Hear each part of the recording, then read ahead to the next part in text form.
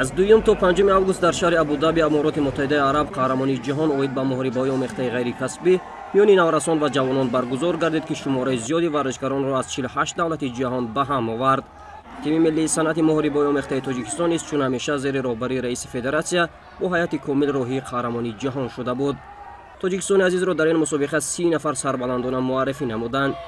тими миллии Тоҷикистон тавонист дар Абу-Даби маротибаи дигар дунёи муҳорибаҳои омехтаи ҷаҳонро такон бидиҳад.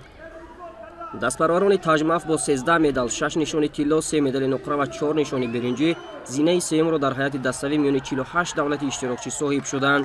тими миллӣ танҳо аз кишварҳои Иёлоти Муттаҳидаи Амрико ва Украина ақиб монду халос.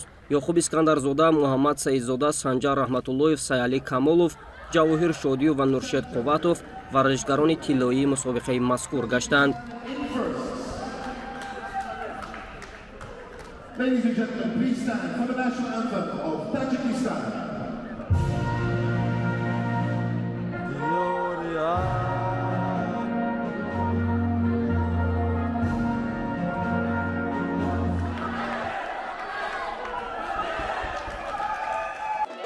парчамбардорони кишвар баъди ноил гаридан ба дастоварди навбатии таърихӣ ба ватан баргаштанд ва эшонро дар назди ҳамон толори варзишие ки онҳо тамрин карда ба ин қуллаҳои мурод расиданд истиқбол намуданд. падарону модарон, хоҳару бародарон ва дӯстони варзишгарон бо гулу гулдаставу шириниҳо ва чеҳраҳои хандон пайвандони хешро истиқбол гирифтанд. бояд қайд кард, ки чунин изҳори муҳаббати пайвандон ва истиқболи гарм нисбату касбу кори фарзандон ва дастоварди эшон ба ояндаи онҳо таъсири ҷиддии мусбӣ мерасонад. баъдан навбат ба он расид, ки намояндагони васоити ахбори омма бо варзишгарони ҷоизадор ҳам суҳбат шаванд ва эшон андешаҳои худро дар мавриди қаҳрамонии ҷаҳон иброз намуданд. бори аввал дар чемпионати ҷаҳон иштирок кардам ва ҷои аввал гирифтам ва мехоҳам аз мураббиям ва аз падару модарам миннат дорам. моро дастгирӣ кардан ва дар оянда боз чемпиони ҷаҳон шавам.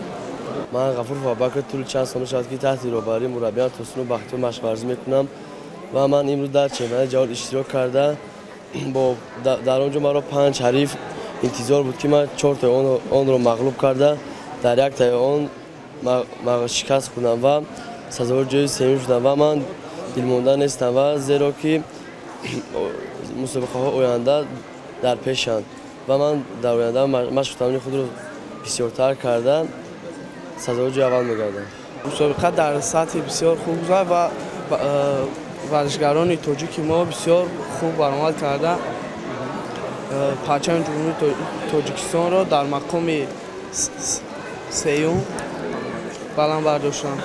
در تاجیکستان 4 بار شد در مسابقه تجمع قهرمان میشوم و یکم بار میشود که از کشور بیرون اشتراک کرده است سزاوار جای دوم گشتم.